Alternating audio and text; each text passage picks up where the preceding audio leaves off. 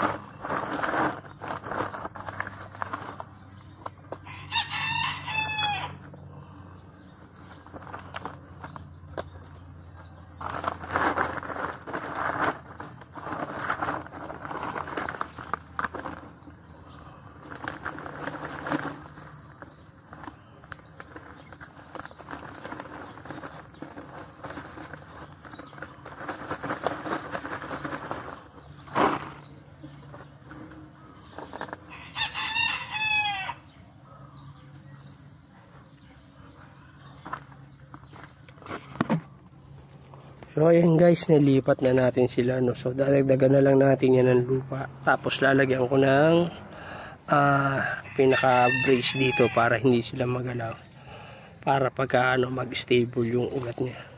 Kasi katulad nito, hindi pa ganun ka yung mga ugat niya, kukunti pa lang. Nabawasan pa kasi masyadong rito. So hindi natin matanggal na baka mag-inda. Kaya aabangan natin ng yan. Tapos ito, i-adjust lang natin rito ng tanim. So ayan guys, so sana nagustuhan nyo yung ating paglilipat nitong ating mga halaman. So maraming salamat sa panonood. Thank you for watching. God bless. Happy planting.